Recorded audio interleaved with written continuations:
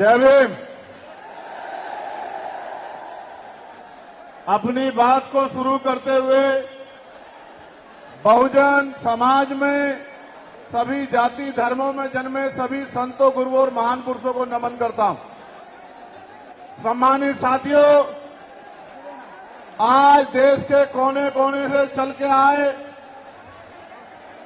बहुजन समाज के बहादुर योद्धाओं, इस मंच पर उपस्थित आजाद समाज पार्टी भीम आर्मी के सभी सम्मानित नेताओं, हमारे मिशन 78 अधिवक्ता मोर्चा, अनुशासन समिति, भीम आर्मी स्टूडेंट फेडरेशन और किसान मोर्चा, तमाम संगठनों के सम्मानित नेताओं, यहां उपस्थित हमारी माओ बहनों, नौजवान साथियों और मुझसे बड़े उम्र में बड़े सभी सम्मानित साथियों का मैं धन्यवाद करता हूं। आप जानते हो कि मैं आपसे हूं। आप जानते हो कि मैं जो कुछ भी हूं आपसे हूं। मैं कभी आपसे बड़ा नहीं हो सकता। आप मेरे लिए हमेशा वीआईपी हैं।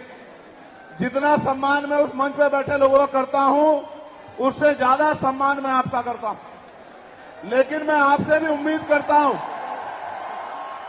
मैं आपसे भी ये उम्मीद करता हूं कि जैसे मंच पे बैठे हैं जिम्मेदारी से, सम्मान के साथ, ऐसे ही आप लोग भी जिम्मेदारी से बैठे, तभी आपकी इज्जत बढ़ेगी।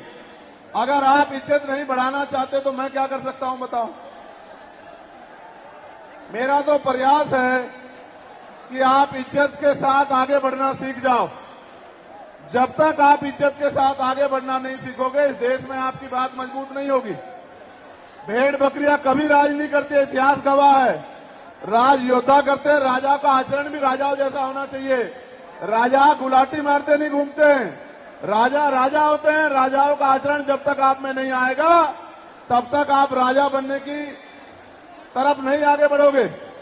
अगर बंदर को राजगद्दी सौंप दी जाए, क्या राज कर सकता है? नहीं कर सकता।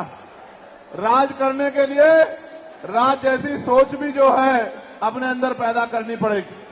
सम्मानित साथियों, आज का जो आंदोलन था, आप और मैं जानते हैं कि वो हमने रामलीला मैदान में रखा था। कौन से मैदान में? जोर से बताओ। लेकिन रामलीला मैदान के पास हमारे मुस्लिम भाइयों का एक कार्यक्रम होता है जिसको हम लोग चेल्लुम के नाम से जानते हैं। 35-40 हजार की संख्या में वो लोग रोड से निकलते हैं और अपनी जो भी इबादत है उसको पूरा करते हैं। पुलिस प्रशासन का ये मानना था कि भाई पहले से ही वहां व्यवस्था अव्यवस्थित रहेगी, क्योंकि एक बहुत बड़ा आबादी, एक बहुत बड़ी जनसंख्या निकलेगी। अगर आपके लोग भी आ जाएंगे तो नुकसान हो सकता है, कोई टकराव हो सकता है, कहीं कोई आपराधिक तत्व का आदमी झगड़ा करा सकता है। तो आप अगर चाहें तो हम आपको परमिशन दे देंगे, लेकिन अगर आप खुद से मन में रखें और समझदारी दिखाएं तो ये समझौते, ये सम्मान का काम नहीं होगा। मैंने उनकी बात को सुना और मुझे महसूस हुआ कि हम प्रथम और अंत्य भारतीय हैं। हमारी भी भारत के प्रति उतनी जिम्मेदारी है जितनी कि दूसरे व्यक्ति की है। हम भी अपने देश को आगे बढ़ाना चाहते हैं। देश में भी जो हाशिए पे लोग हैं उनको आगे बढ़ाना चाहते हैं। तो हमें किसी भी तरह के अव्यवस्था में ना जाके अपने प्रोग्राम को कहीं और करना चाहिए। मैं जानता हूं कि जितने लोग अंदर हैं उससे 10 गुना लोग बाहर हैं, ग्राउंड में हैं, दिल्ली की सड़कों पे हैं, मैं जानता हूं।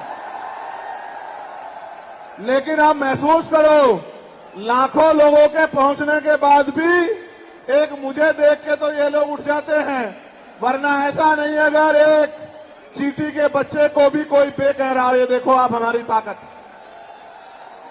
ये है भीम आर्मी आजाद समाज पार्टी का बल। लेकिन मुझे आपसे बहुत सारी बातें करनी है। मैं अभी दूसरे देश में होके आया। मैं जब दूसरे देश में गया, मुझे उम्मीद नहीं थी कि इतना प्यार और सम्मान मिलेगा। आप ये देखो, मैं ऑस्ट्रिया गया तो लगभग 10 देश के लोग आए मिलने के लिए। जब मैं इटली गया तो कम से कम 40 देशों के लोग मिलने के लिए आए। हर आदमी ये कहता था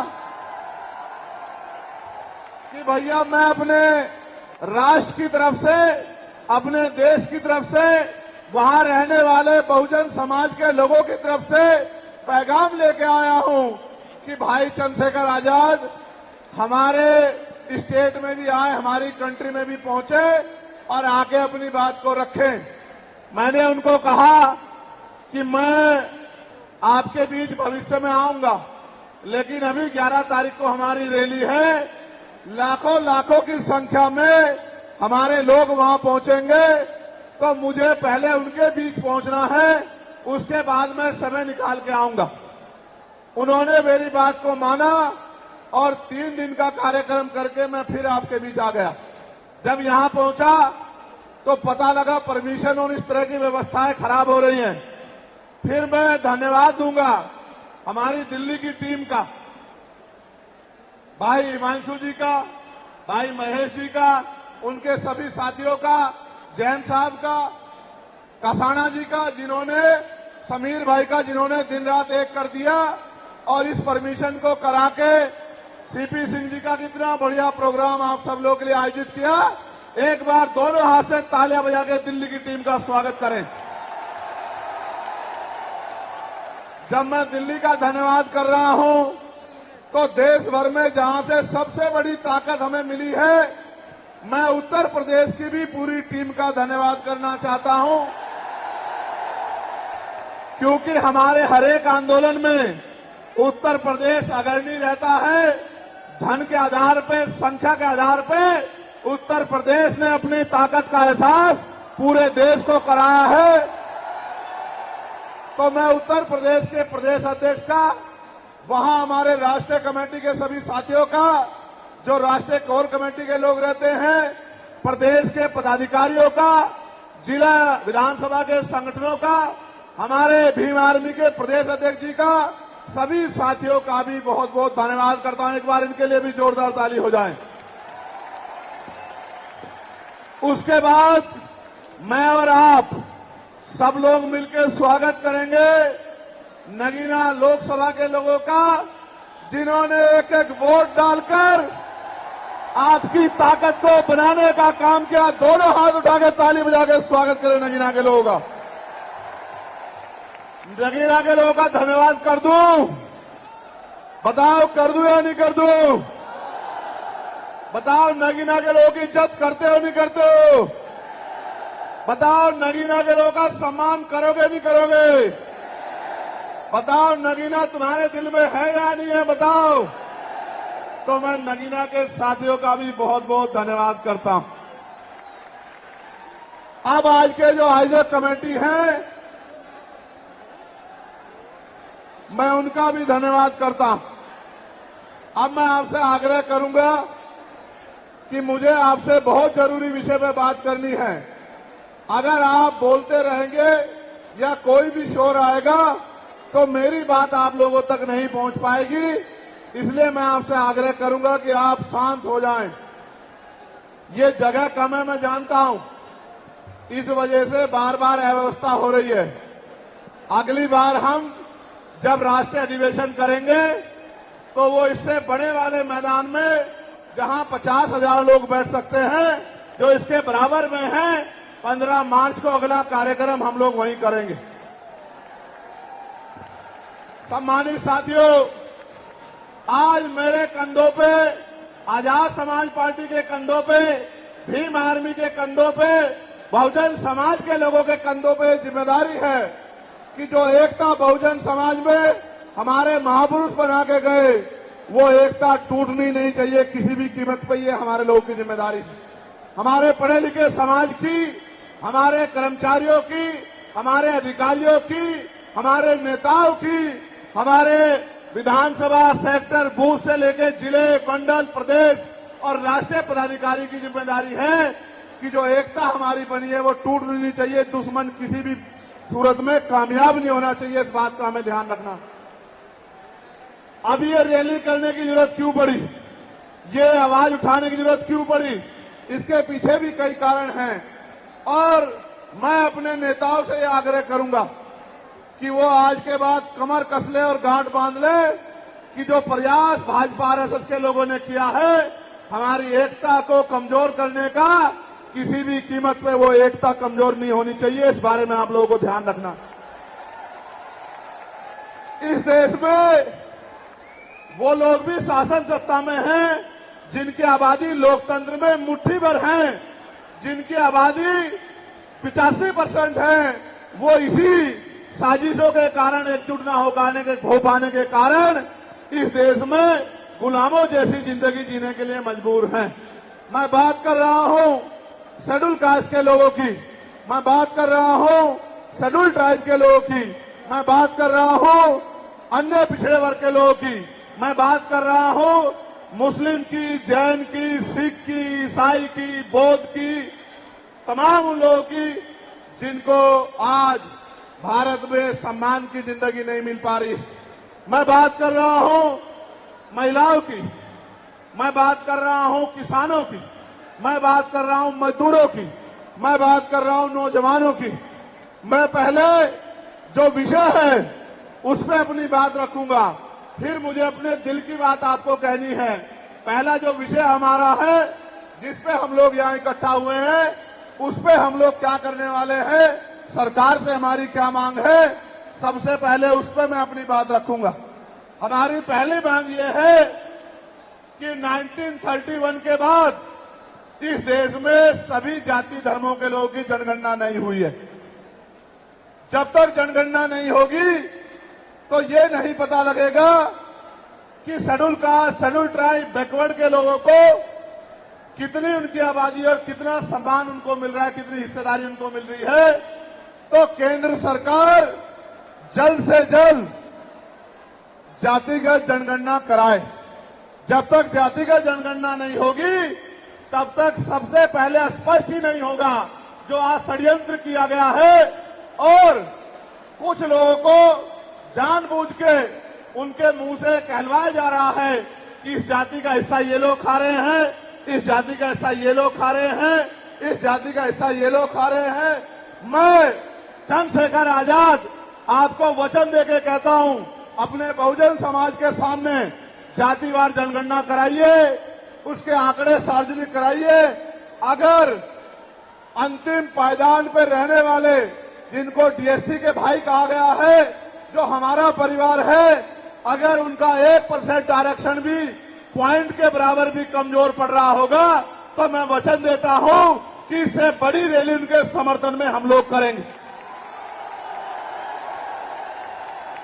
मैं फिर आपसे कह रहा हूं, आप याद करो, जब से इस देश में आरक्षण व्यवस्था लागू हुई है, इस आरक्षण को खत्म करने के लिए चाहे वो कांग्रेस पार्टी रही हो या भारतीय जनता पार्टी रही हो या और कोई मनुवादी दल रहा हो, इन्होंने एडी चोटी के जोर लगाए।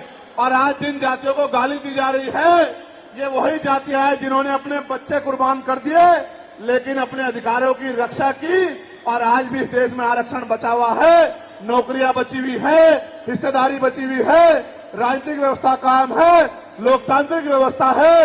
तो धन्यवाद करना चाहिए उन जातियों का जिन्होंने अपने प्राणों का बलिदान दे दिया, लाठी डंडे खाए, गोलियां खाई, लेकिन अपने अधिकारों को छीनने नहीं दिया।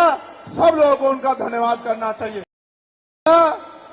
कि schedule caste, schedule tribe, backward के लोगों को कितनी उनकी आबादी और कितना सम्मान उनको मिल रहा है, कितनी हिस्सेदारी उनको मिल रही है। तो केंद्र सरकार जल्द से जल्द जातिगत जनगणना कराए। जब तक जातिगत जनगणना नहीं होगी तब तक सबसे पहले स्पष्ट ही नहीं होगा जो आज षड्यंत्र किया गया है और कुछ लोगों को जानबूझ के उनके मुंह से कहलवाया जा रहा है कि इस जाति का हिस्सा ये लोग खा रहे हैं, इस जाति का हिस्सा ये लोग खा रहे हैं, इस जाति का हिस्सा ये लोग खा रहे हैं। मैं चंद्रशेखर आजाद आपको वचन देके कहता हूं, अपने बहुजन समाज के सामने जातिवार जनगणना कराइए, उसके आंकड़े सार्वजनिक कराइए। अगर अंतिम पायदान पर रहने वाले, जिनको डीएससी के भाई कहा गया है, जो हमारा परिवार है, अगर उनका 1% आरक्षण भी पॉइंट के बराबर भी कमजोर पड़ रहा होगा, तो मैं वचन देता हूं कि इससे बड़ी रैली उनके समर्थन में हम लोग करेंगे। मैं फिर आपसे कह रहा हूं, आप याद करो, जब से इस देश में आरक्षण व्यवस्था लागू हुई है, इस आरक्षण को खत्म करने के लिए चाहे वो कांग्रेस पार्टी रही हो या भारतीय जनता पार्टी रही हो या और कोई मनुवादी दल रहा हो, इन्होंने एडी चोटी के जोर लगाए। और आज जिन जातियों को गाली दी जा रही है, ये वही जातियां हैं जिन्होंने अपने बच्चे कुर्बान कर दिए, लेकिन अपने अधिकारों की रक्षा की। और आज भी इस देश में आरक्षण बचा हुआ है, नौकरियां बची हुई है, हिस्सेदारी बची हुई है, राजनीतिक व्यवस्था कायम है, लोकतांत्रिक व्यवस्था है। तो धन्यवाद करना चाहिए उन जातियों का जिन्होंने अपने प्राणों का बलिदान दे दिया, लाठी डंडे खाए, गोलियां खाई, लेकिन अपने अधिकारों को छीनने नहीं दिया। सब लोगों को उनका धन्यवाद करना चाहिए। लेकिन दुश्मन का ये षड्यंत्र है और दुश्मन बड़ा समझदार है। दुश्मन जानता है कि 2 अप्रैल 2018 के बाद में ये दलित समाज एकजुट हो गया था। जब दलित समाज एकजुट हुआ तो वो ये सोचने लगे कि इनकी एकता को कैसे तोड़ा जाए। आप और मैं जानते हैं, जब हम मुट्ठी बनकर रहेंगे तो कोई हमारे अधिकारों को नहीं छीन सकता। लेकिन जब जब हम बट जाएंगे, एक उदाहरण के तौर पे बताता हूं, अगर आप झाड़ू की सिक्कों को इकट्ठा कर दोगे, वो सिक्के जो हैं एकजुट हो जाएंगे, उनको बांध दिया जाएगा तो वो सारा कचरा साफ कर देंगे। लेकिन अगर वो जो सिक्के होते हैं, अगर आपने उनको अलग अलग कर दिया तो वो कचरा साफ नहीं कर पाएंगे, वो खुद कचरा बन जाएंगे, उनकी कोई हैसियत नहीं बनेगी। इसलिए हमारे महापुरुषों ने बहुजन समाज में भाईचारे की बात की।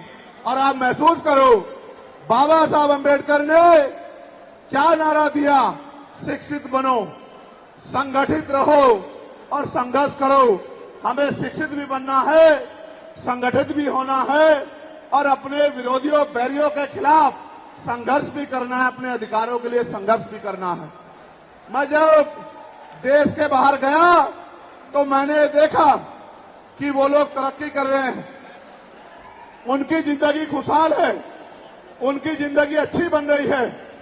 लेकिन उनकी जिंदगी तो अच्छी बन रही है, लेकिन 75 साल की आजादी के बाद आज भी भारत में 80% लोग ऐसे हैं जो रोटी, कपड़ा, मकान से वंचित है, जिनको इज्जत की जिंदगी नहीं मिल रही। तो मैं ये देख रहा था, मुझे बड़ी खुशी हो रही थी। लेकिन जब मैं भारत की तरफ देखता हूं तो बड़ी निराशा हाथ लगती है। फिर ये महसूस करता हूं कि आज जो कुछ हमारे पास है वो हमारे महान पुरुषों की संघर्ष की वजह से है। अगर हमारे महान पुरुष संघर्ष नहीं करते तो जो आज हमें मिला है ये भी हमें किसी कीमत पे नहीं मिलता। आप जानते हैं, हमेशा आरक्षण के खिलाफ चाहे सुप्रीम कोर्ट हो या मनुवादी दल हो, सब लोगों ने आरक्षण को समाप्त करवाने के लिए एडी चोटी के जोर लगा दिए। और इसका सबसे बड़ा हमला इस पे कब हुआ? जब 10% ईडब्ल्यूएस लागू हुआ। मुझे माफी चाहते हुए कहना है कि हमारे दलों ने भी हाथ उठा के, जो हमारे पूर्व के दल थे, उनका समर्थन किया, जबकि वो आरक्षण पे सबसे बड़ा हमला था।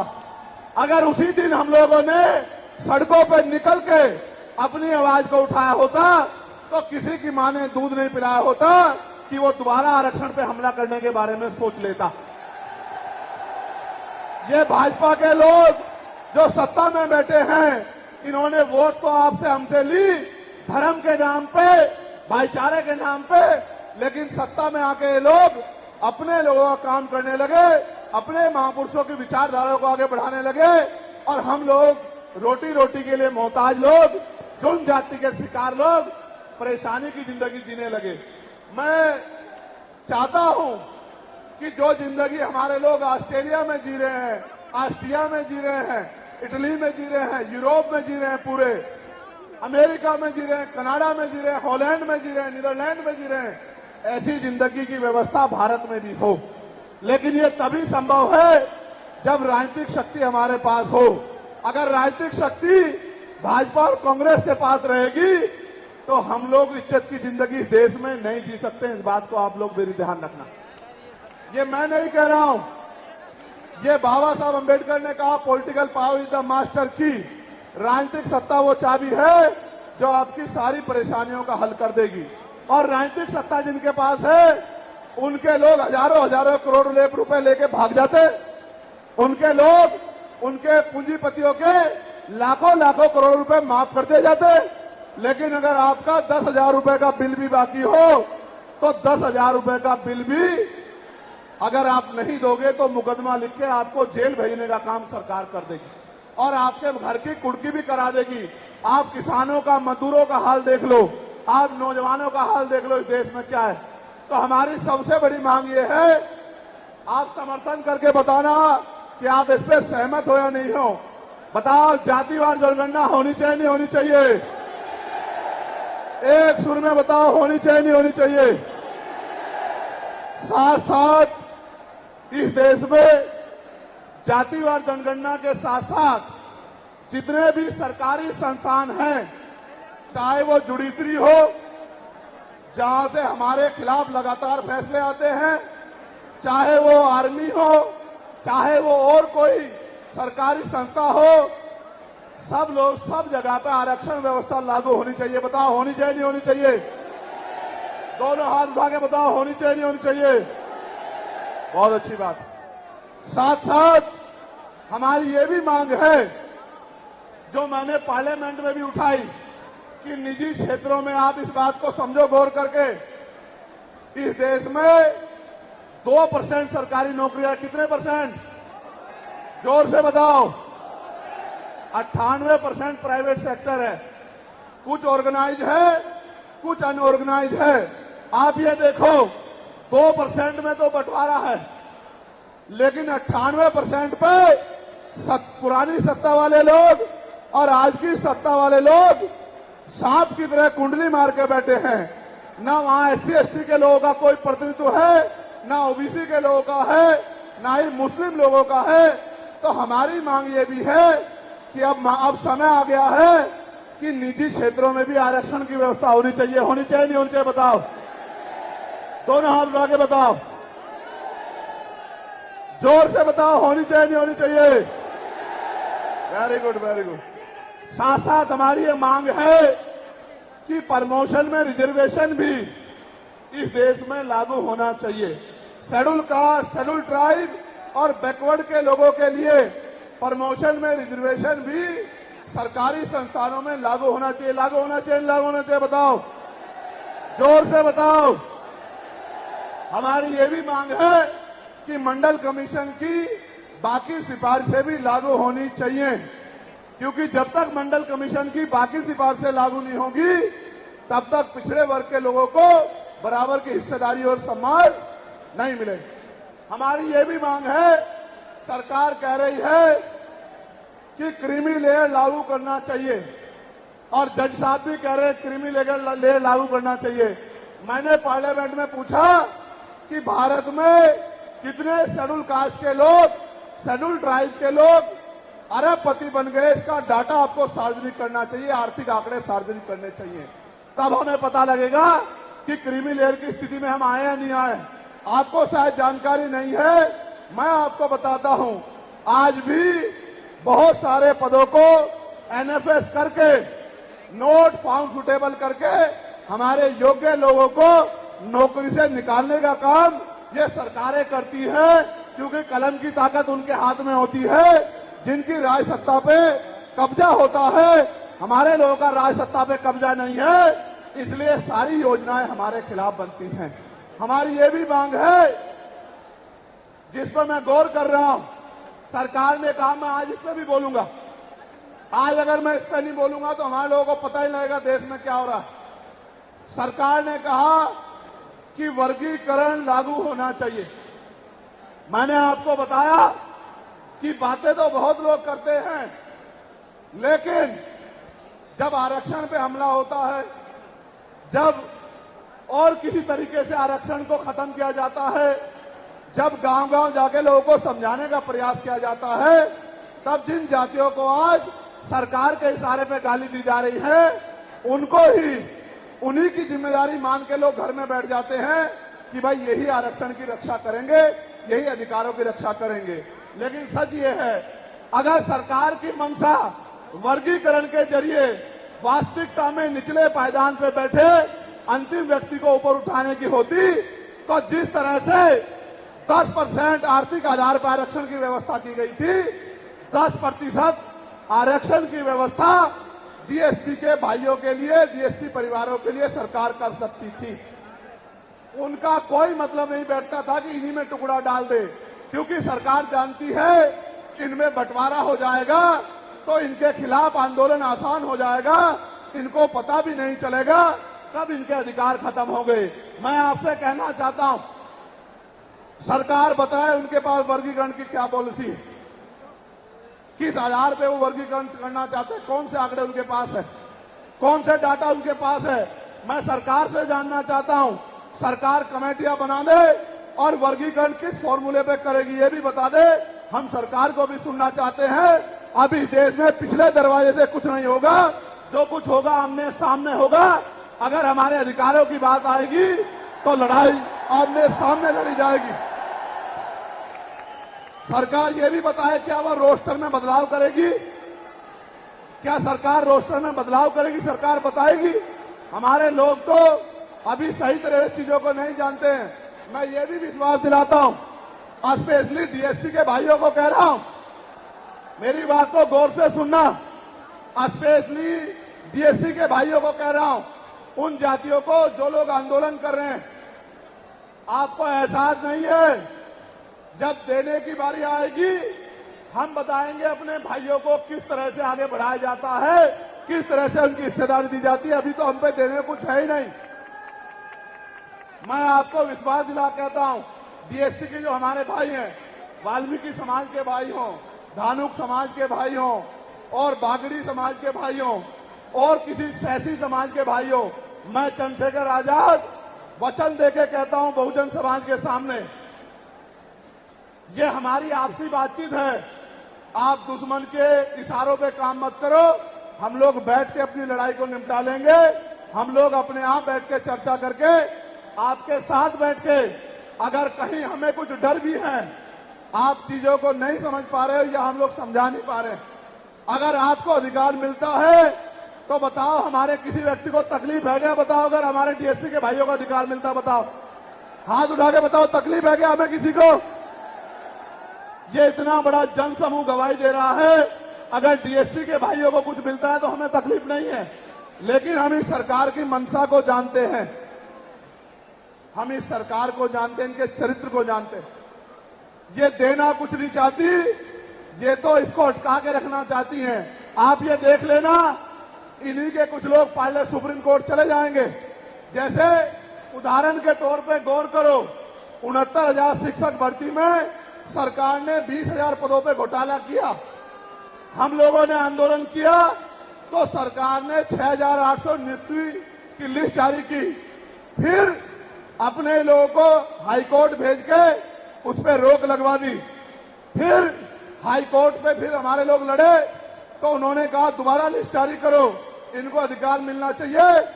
तो वोट लेने के लिए हमारे लोगों के सामने कहा कि भाई मिलना चाहिए, हम समर्थन करते हैं। लेकिन अपने लोगों को सुप्रीम कोर्ट भेज दिया और सुप्रीम कोर्ट में इनके बैठे जजों ने फिर से उस पर रोक लगा दी। इसलिए हमें इनकी नीयत पे शक होता है। मुझे डर ये भी है, अगर ये अधिकार स्टेट गवर्नमेंट को दे दिए गए तो ये कॉन्स्टिट्यूशन का तो बहुत बड़ा वॉयलेशन होगा ही, 340 का, 341 का, लेकिन AB का।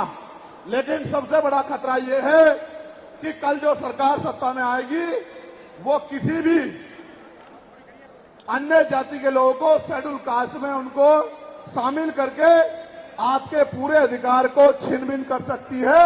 अगर ये पावर स्टेट को मिल गई हमें सरकार की मंशा पे सिर्फ शक है। हमने ये भी मांग किया, आपको याद होगा, यूपी के साथी हमारे जानते हैं, हमने 2 साल पहले, पौने 2 साल पहले मांग की थी कि जो 52% ओबीसी हैं उनको 27% रिजर्वेशन सुप्रीम कोर्ट के लोगों ने दिया, आबादी से आधा। सुप्रीम कोर्ट ने मंडल कमीशन की रिपोर्ट के बाद ना चाहते हुए सरकार ने कर दिया, तो सुप्रीम कोर्ट ने अपने तरीके से रोक लगा के 27% दिया। हमने मांग की पौने 2 साल पहले यूपी में गोरखपुर में पीसी करके कि ओबीसी की आबादी तो 52% ही है, तो 15%, 27% से अलग 15% आरक्षण की व्यवस्था अलग से अति पिछड़ी जातियों को करानी चाहिए। मांग हमने पौने 2 साल पहले उत्तर प्रदेश में उठाई थी। उसके बाद उसी दिन हमने मांग उठाई, क्योंकि हमें नए चरित्र है। हम बाबा साहब अम्बेडकर को, माननीय काशीराम साहब को अपना नेता मानते हैं, हम ज्योतिबा फूले साहू जी महाराज को अपना नेता मानते हैं। हमने मांग उठाई थी, हम मामला रामसू वर्मा और सर छोटू राम को अपना नेता मानते हैं, हम चौधरी महाराज सिंह भारती को अपना नेता मानते हैं, हम कोतवाल धन सिंह गुर्जर को अपना नेता मानते हैं। हमने मांग उठाई थी कि भाई हमारी आबादी बढ़ रही है, 2011 के बाद जनगणना नहीं हुई और जो जनगणना हुई उसके आंकड़े जारी नहीं हुए, इसलिए हम लोग मांग करते हैं कि जिन जातियों को अवसर नहीं मिले पहले तो उनको तैयार किया जाए और फिर उनको 5% अतिरिक्त आरक्षण शेड्यूल कास्ट में 15% अतिरिक्त देकर उनको मुख्य धारा में लाया जाए। जब हम 2 साल पहले इसकी मांग कर रहे हैं तो हम डीएससी के भाइयों के विरोधी कैसे हो सकते हैं, आप लोग बताओ। तब तो वो आंदोलन भी नहीं चला रहे थे, हम तो आंदोलन चला के मांग कर रहे थे कि मिलना चाहिए, मिलना चाहिए। लेकिन मैं आज भी कहता हूं, हमारी ये मांग है कि अब समय आ गया देश में कि आरक्षण की सीमा बढ़ाई जानी चाहिए, आरक्षण की कैप खत्म की जानी चाहिए और 100% रिजर्वेशन इस देश में लागू होना चाहिए। जिसकी जितनी संख्या भारी उसकी उतनी हिस्सेदारी का लाभ उनको मिलना चाहिए। आप फिर कह रहा हूं, जातिगत जनगणना कराओ और 100% आरक्षण करो। मैं तो स्वर्ण जातियों का सबसे बड़ा हितैषी हूं, उनको 10% आरक्षण क्यों दे रहे हो? मेरी ये मांग है। मैं तो अपने लोगों के आरक्षण में से भी उनके लिए मांग करता हूं। उनकी आबादी तो 15% भी नहीं है।